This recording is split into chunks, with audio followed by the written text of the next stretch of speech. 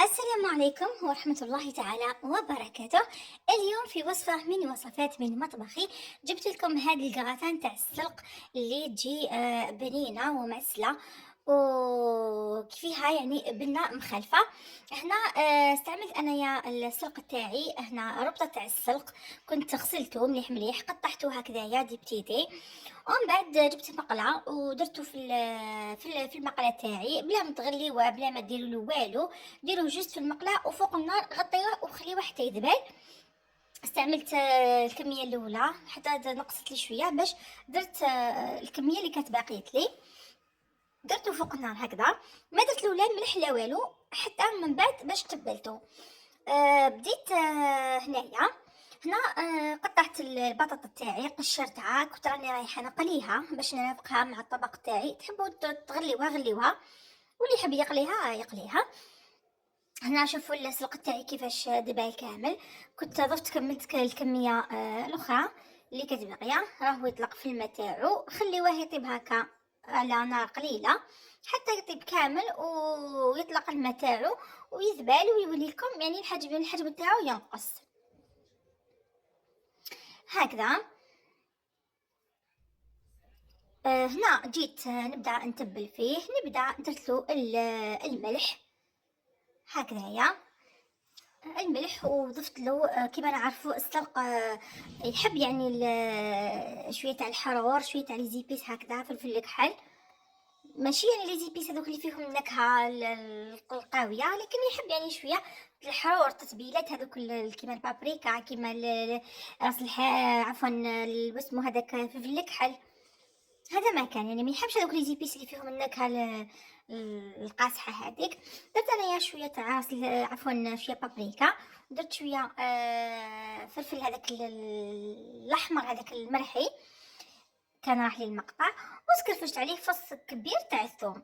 هنا اللي يحب يعني يكثر الثوم هذا اختياري، انا اكتفيت بفص كبير، كان عندي فص كبير درته، وشوفوا شحال يعني مدلي كونتيتي الله يبارك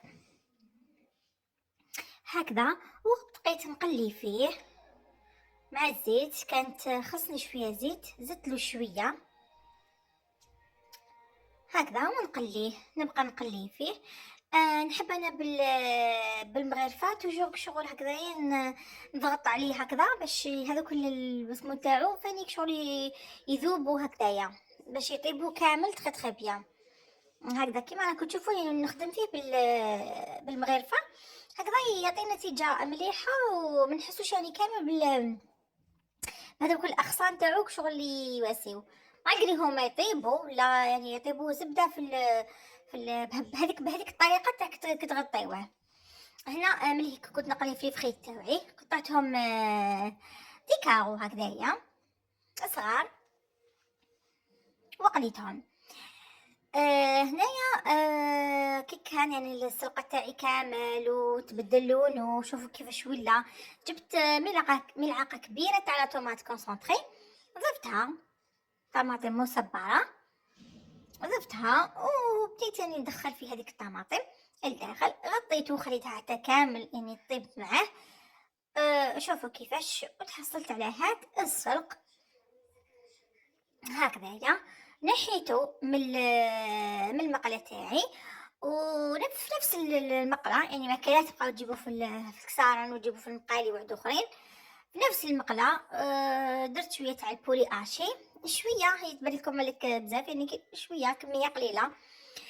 تبلتها، درت لها شويه تاع الكركم، شويه تاع راس الحانوت، شويه تاع الكمون، شوف الكحل هكذا، والملح طبعا ما تكتروش الملح لانه السلق راه ديجا ملح تماما، نحاولوا انه نديروا يعني يعني مقدار صغير من الملح باش نشوف القياس هذا يعني سوا.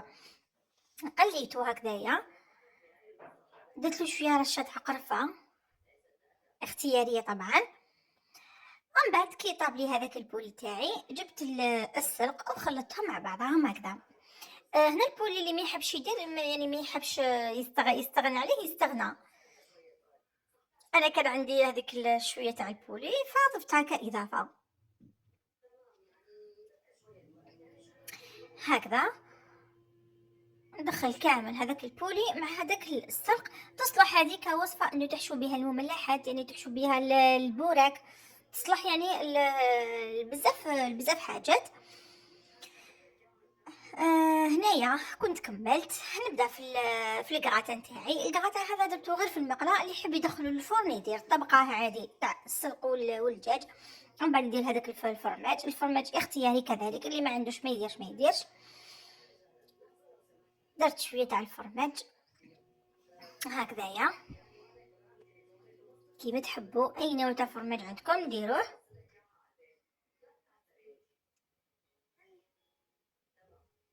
هكذا. ومن بعد جبت لي فريت تاعي درتها هكذايا في الوسط. تحبوا تقلبوا ديروا لي فريت الاولى من بعد ديروا السلق، يعني هذا كله يرجع لكم، هذو الاشياء يعني هذو اختياريه.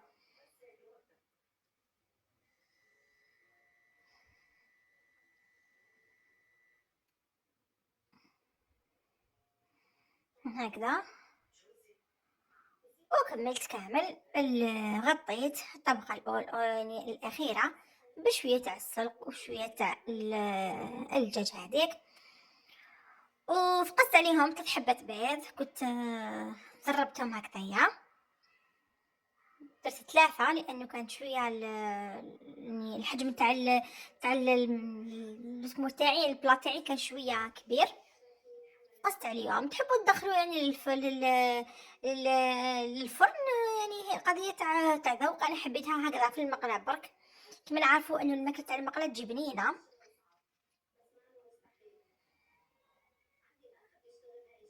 هكذا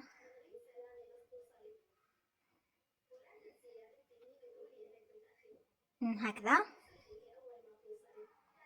ندير هاد الثقب باش يطيب لي البيض هكذايا تاعي.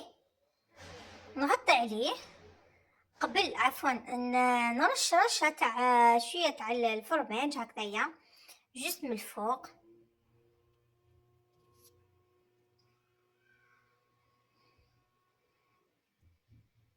ونغطي عليها باش تذوب كامل هذاك الفرماج. وهذه هي الوصفة. وصفة بنينة، ويعني نبدلوا شوية من السلق هكذا بجواز، يعني شطيطها من السلق غير يعني غير بالطماطيش هكذا بالبيض نبدلوا شوية. هذه هي الوصفة. إلى وصفة أخرى، ودمتم في رعاية الله وحفظه، وإلى اللقاء. لي تشهد يعني نقولها شهدك في الجنة. هذه هي. إلى وصفة أخرى وإلى اللقاء.